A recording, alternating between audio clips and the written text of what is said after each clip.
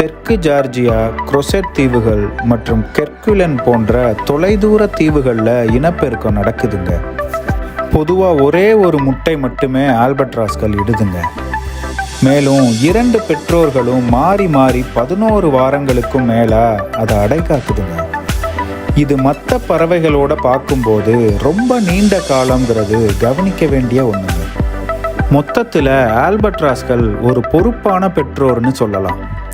குஞ்சு பொரித்தல் மற்றும் வளர்ப்பு ஆகிய காலகட்டத்தை சேர்த்தா கிட்டத்தட்ட ஓராண்டுக்கு அதிகமாகவே தன்னோட குஞ்சுகளுக்காக அர்ப்பணிக்குதுங்க. இவ்வளோ ஏன், உலகத்திலேயே அதிகமான காலத்துக்கு குஞ்சுகளை பராமரிக்கிற பறவை நம்ம ஆல்பட்ராஸ் தாங்க. குஞ்சு கூட்டை விட்டு வெளியேறினதுக்கப்புறம் பல ஆண்டுகளுக்கு அது நிலத்துக்கே திரும்பாதுங்க. அது தன்னோட ஆரம்ப கால வாழ்க்கையை முழுமையாக கடல்லையே கழிக்குது. இந்த காலகட்டத்தில் கடல் மீது பறக்கவும் மீன் பிடிக்கிற திறன்களையும் நல்லா கற்றுக்குதுங்க. இன்னொரு முக்கியமான விஷயம் என்னன்னா, ஆல்பட்ராஸ்கள் 50 ஆண்டுகளுக்கும் மேலே வாழக்கூடியதுங்க. சில ஆல்பட்ராஸ் 60 வயதை கூட தொற்றுருக்கு. இந்த உலகத்தில் 22 வகையான ஆல்பட்ராஸ்கள் இருக்குங்க. மிகப்பெரிய வாண்டரிங் ஆல்பட்ராஸ் தொடங்கி சிறிய அட்லாண்டிக் எல்லோ நோஸ்ட் ஆல்பட்ராஸ் வரைக்கும் பல வகைகளாக இதை பிரிக்கலாங்க. இந்த அட்லாண்டிக் எல்லோ நோஸ்ட் ஆல்பட்ராஸ்கள் ரெக்கையை விரிக்கும் போது கிட்டத்தட்ட 7 அடி வரைக்கும் நீளம் கொண்டதாக இருக்குங்க.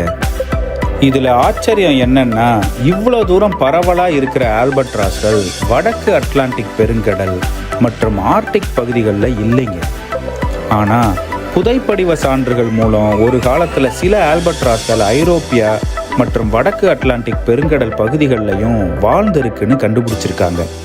அப்படி ஒரு காலத்தில் வாழ்ந்த 5 வகை ஆல்பட்ராஸ்கள் இன்னைக்கு முற்றிலுமாக அழிஞ்சிடுச்சுங்க. இவற்றோட புதைப்படிவங்கள் அமெரிக்காவில் கலிஃபோர்னியா, இங்கிலாந்தில் சில இடங்கள், பிரான்ஸ் மற்றும் பெல்ஜியத்தில் கண்டுபிடிச்சிருக்காங்க.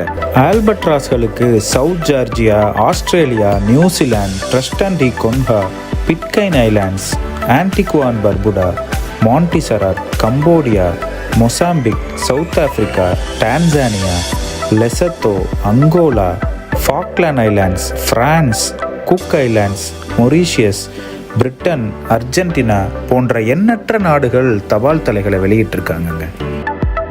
ஆல்பட்ராஸ்களுக்கு மீள்தன்மை இருந்தாலும் காலநிலை மாற்றம், மாசு மற்றும் அதிகப்படியாக மீன் பிடித்தல் போன்ற காரணங்களால் கடுமையான அச்சுறுத்தலை எதிர்கொள்ளுதுங்க. இந்த வீடியோ பிடிச்சிருந்தா கீழே இருக்க லிங்கை கிளிக் பண்ணி இதனுடைய முழுமையான வீடியோவை பாருங்கள்.